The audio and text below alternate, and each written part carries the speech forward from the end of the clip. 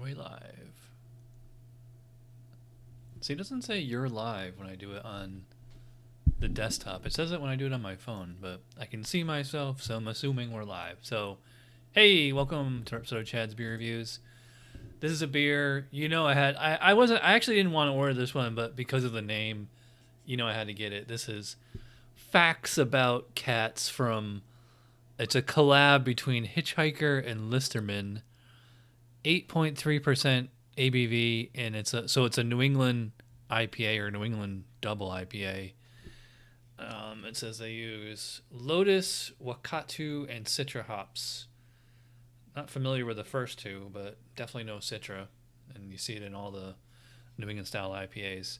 So let's read some of these. Oh, and if you're wondering, Leo's sitting right there next to me. I'm sure he's gonna make some noise or something during this. So let me read you some of these facts here. Cats can rotate their ears 180 degrees. Most cats have no eyelashes. The hearing of the average cat is at least 5 times keener than that of a human adult. A cat cannot see directly under its nose. 70% of the day... domestic cats spend about 70% of the day sleeping and 15% of the day grooming. I agree with... I think Leo is like 90% of the day sleeping. Cats can jump 5 times their height. Cats need to scratch things. They meow. Cats can dream. Meow, cat. What does that say? I can't read it. Cats walk like camels and giraffes. Okay. All right. The font's getting so small that I can't read it anymore. So, all right. So if you saw the thumbnail, you probably saw the beer. So New England style IPA. Looks like an orange Julius in the glass there. That might actually be a record for the haziest IPA I've ever seen. And it didn't really have much foam when I poured it. In fact, when I popped the can, I didn't really hear all that much of a hiss, which seems it's not completely flat. I can tell just by looking at it, but we'll see if that affects the carbonation and mouthfeel and everything.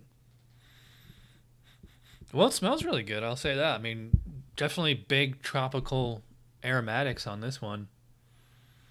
Is the video stuttering? Looks like it's stuttering. Let me kill the VPN.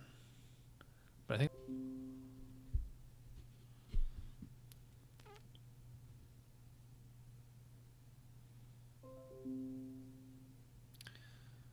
Alright, it says we're still online, but it looks like killing the VPN made the stream more stable.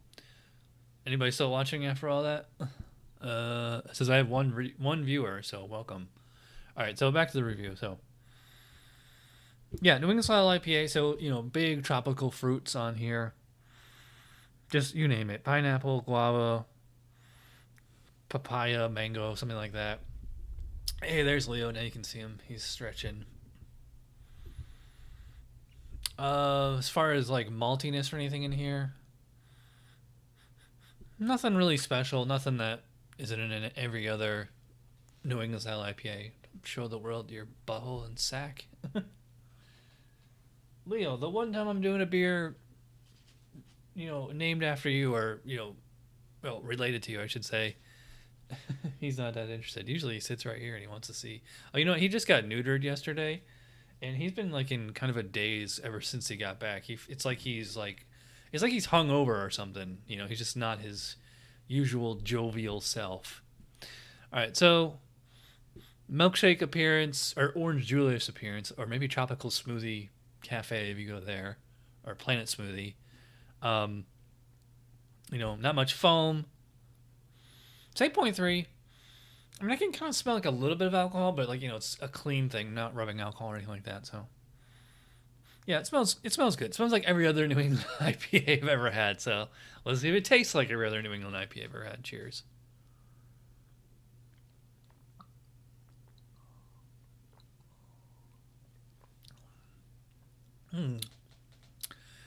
Yeah, I mean, it pretty much does. I will say this one's a little bit more actually juicy tasting. There's been so many of them that are, like fruit flavored, but like they have like a underlying, harsh bitterness or like a really peppery or spicy taste, especially in the aftertaste. I'm not getting that with this one. This one is like all juice flavor, and then it finishes actually very, very clean.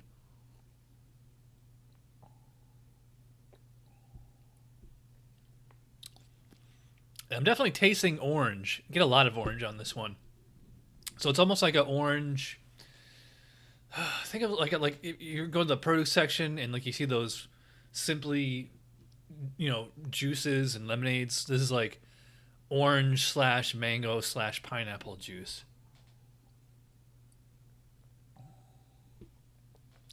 It's really not all that bitter. In fact, it's hardly bitter at all, which is kind of the thing with New England IPAs, is that they're meant to just be all hop flavor and like not so much on the bitterness. At least the second generation New England IPAs. Let me pour this so you can see. Doesn't it look like I'm pouring orange juice?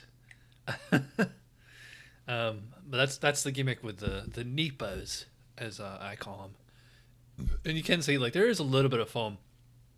Oh, speaking of mouthfeel.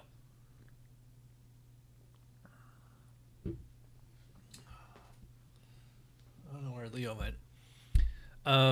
Speaking of mouthfeel, kind of like what I said when I popped the cap and there was no fizz or anything like that. Yeah, this is noticeably low in carbonation. It's not completely flat, but it is. It does give the mouthfeel. It does seem like a little watery to me.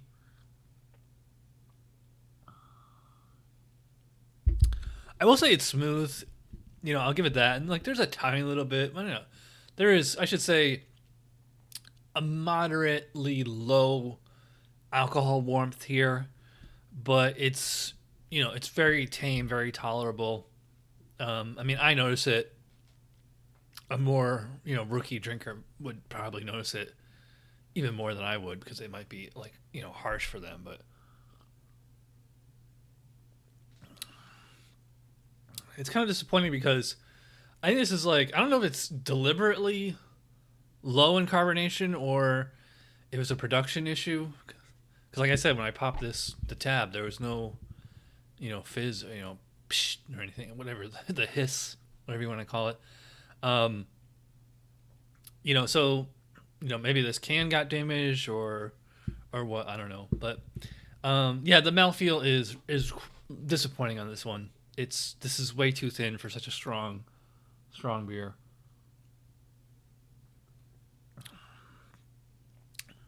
And now it's starting to warm up. I am getting like a little bit more bitterness. Like there is like a tiny. I keep saying tiny. It's not. I keep saying tiny when I just mean like a moderately low, kind of a bitterness like that classic New England IPA, that peppery, spicy, grassy flavor and sensation in the aftertaste.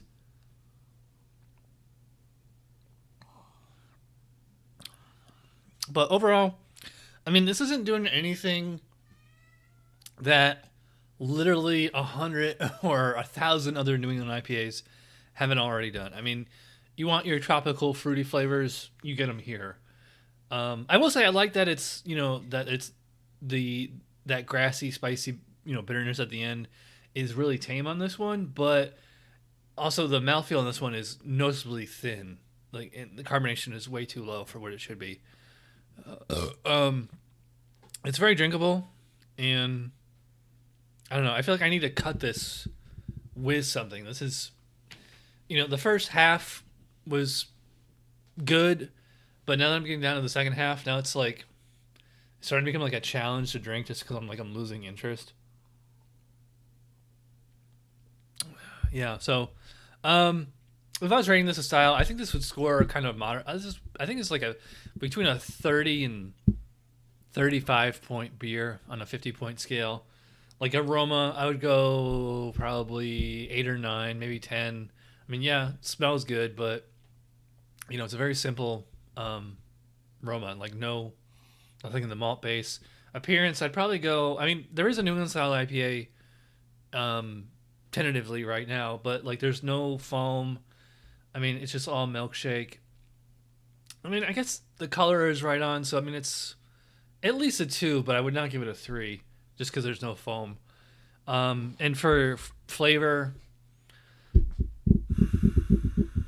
I think like maybe 13 tops. Like that's like good, but it's not great because like again, it's just same thing with the aroma. It's just all tropical fruits and not much in the. That's it. You know, I think the bitterness, even for the style, I think the bitterness is actually a little too low. There still needs to be like some bitterness, some bite. It comes out now that it's warming, but it's still quite low. And for mouthfeel, again, it's undercarbonated. It just feels way too thin. So I think this is like a 2 or a 3 on mouthfeel, and overall, I think it's like a 6 out of 10. So I didn't do the math on that, but I'm sure that's between a 30 and 35, maybe 36. That's what I'm gonna give this. You know, I think I might actually, and on Untapped, I think I might go 3, maybe 3.25, maybe 3.5 tops. Give me a little bit to think about it, but yeah, I mean it's a fine beer, but I have a bias just because I am so over New England IPAs. Like I'm deliberately trying not to order New England IPAs or even IPAs on Untapped or on Tavour anymore. Speaking of which, if you're interested in signing up for Tavour, link in the description below. You're gonna get $10 off your first order. They are not a sponsor of the show. I just love them that much that I plug them for free. So, all right, I'm going way too long. If you watch all the way to the end, you are awesome. Thanks for watching, and I'll see you probably tomorrow.